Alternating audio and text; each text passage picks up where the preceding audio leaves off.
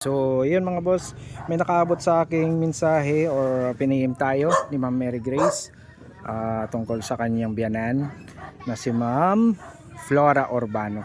So tignan natin yung sitwasyon nila dito dahil umabot na daw yung tubig sa kanilang bahay mga boss. So ito yung bahay ni Ma'am,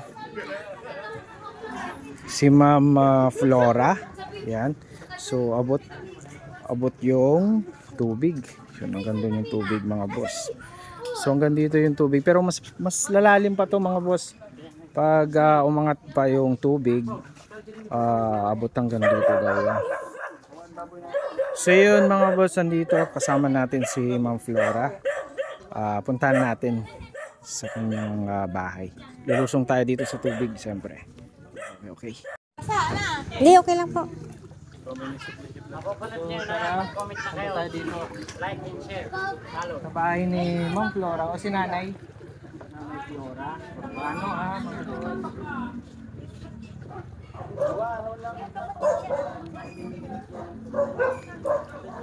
So yun ang mga boss, talagang maabot ng tubig dito sa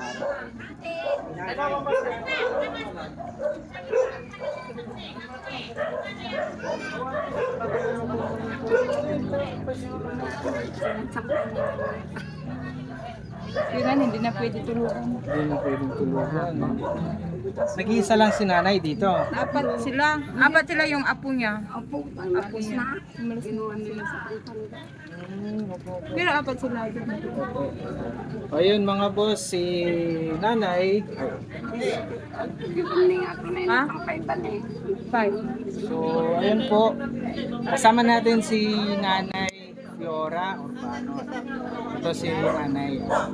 So yun, hiling ko lang po na sana yung mga may mabubuting loob dyan na gustong tumulong katulad nito, yung kanilang kalagayan dito sa loob.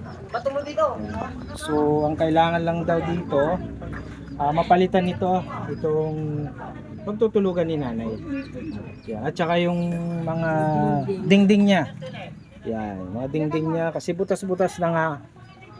So kikita nyo naman, butas-butas na. Oo. So kailangan palitan talaga. Ayan. So si Nanay, ilang taon na po kayo, Nay? 1949 po. So ilang taon? 76. So 76 po. Senior na. Senior. Opo. Itong ganitong sitwasyon na matagal na. May panahon na ganito talaga o ngayong taon lang? Ito lang. Palagi pero inayos yan. Inayos lang po. Inayos na rin. Na yun na, sira na So naman. nasan si tatay? Taga dito siya. Nasaan na? Na dun, may asawa isa. May asawa rin. Si Nanay na lang. Tsaka kayo po magkakatabi dito. Okay po. So yun mga boss, yung mga gustong tumulong, PM lang kayo sa akin and then usap tayo kung gusto niyo pumunta dito o kaya kayo na mismo sasamahan ko kayo mga boss. Dito lang yan sa may barangay Durungan Punta, Sitio Papalyasin. Yan, dito yan. Tama. So yan, si Nanay may gustong sabihin sa atin or gustong sabihin sa inyo mga boss, yung mga mabubuting loob dyan na kung gustong tumulong mga boss. Yan. Ano, Salamat ako kung gusto nila akong tulungan. ano po yung mga dapat na may tulong, Nanay, kung gusto nyong mangyari? Ito po. Magawa nila. Magawa. Kasi kung tutulog ako. Okay po. So yun na nga mga boss. Talagang sadya talagang lubog dito. Lubog sa baha. Yan. Nakikita nyo naman. Sila mga bahay dyan. Oo. Yan. So kailangan talagang palitan. Yan.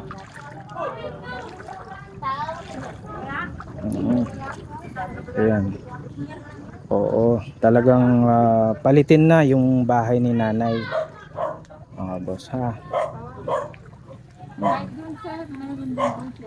Doon sira doon po. So unahin natin kay Mother na sana may mga mabubuting loob na tumulong sa atin ha. Okay. So puntahan lang natin dito. PM lang kayo sa akin mga boss. Hilingin ko rin siyempre makaabot ito kay Daddy Frankie tsaka kay Bakas ni Tax. Okay. So sabay-sabay tayo pumunta dito. Daddy Frankie, pagkakataon natin para puntahan si Nanay Flora Orban.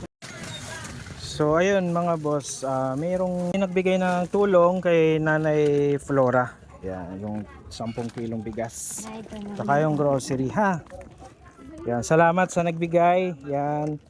Maraming salamat sa nagbigay ditong grocery ni Ma'am at saka yung bigas. So sana marami pang magbigay ng tulong kay Mother, kay Nanay Flora para mapayos yung bahay niya. So Daddy Frankie, tsaka Bakas ni Tax, yan, tara. Let's G tayo, let's G. So yun lang po. Magandang hapon.